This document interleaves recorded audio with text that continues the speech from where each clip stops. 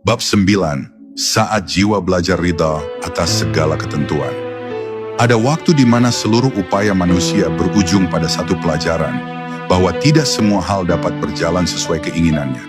Di saat seperti itu, sebagian orang akan marah, kecewa, bahkan merasa doanya tidak didengar. Namun bagi jiwa yang sedang disucikan, justru di sanalah Allah sedang menanamkan permata paling berharga, ridha. Ridha bukan sekadar menerima dengan terpaksa, melainkan merasa lapang dalam keputusan Allah, seberat apapun itu. Ia adalah keadaan di mana hati berhenti bertanya, mengapa? Dan mulai berbisik lembut, inilah yang terbaik yang engkau pilihkan untukku. Ridha bukan berarti tidak merasa sedih, tapi kesedihan itu pun terasa indah karena engkau tahu. Air matamu pun digenggam oleh kasihnya. Ridha lahir bukan dari kelapangan dunia, melainkan dari kedewasaan jiwa. Engkau tidak akan bisa ridha jika masih sibuk membandingkan takdirmu dengan orang lain.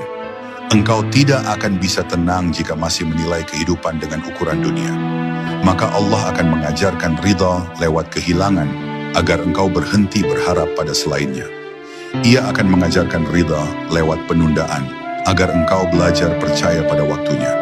Setiap yang datang dan pergi adalah bagian dari kurikulum cinta yang Allah tulis khusus untuk jiwamu.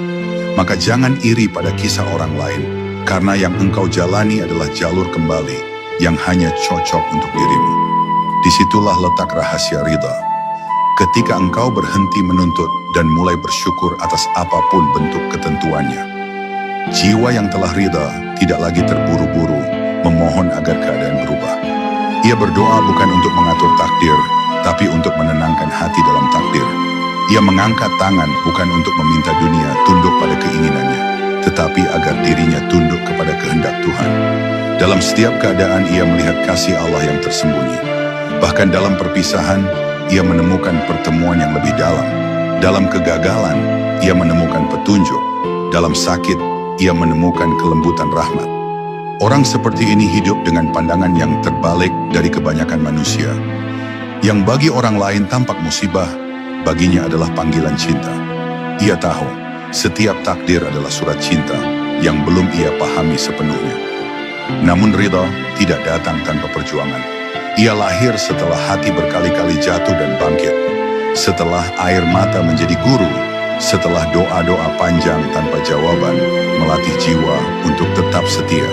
Di situ, engkau mulai belajar mencintai bukan karena diberi, tapi karena dimiliki oleh kasihnya.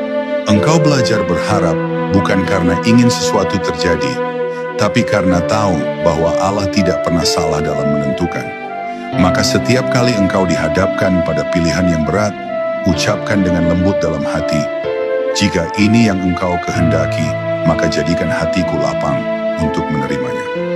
Itulah kalimat orang-orang yang telah mengerti bahwa kebahagiaan sejati bukanlah ketika keinginan terpenuhi, tetapi ketika kehendak Allah diterima dengan penuh cinta.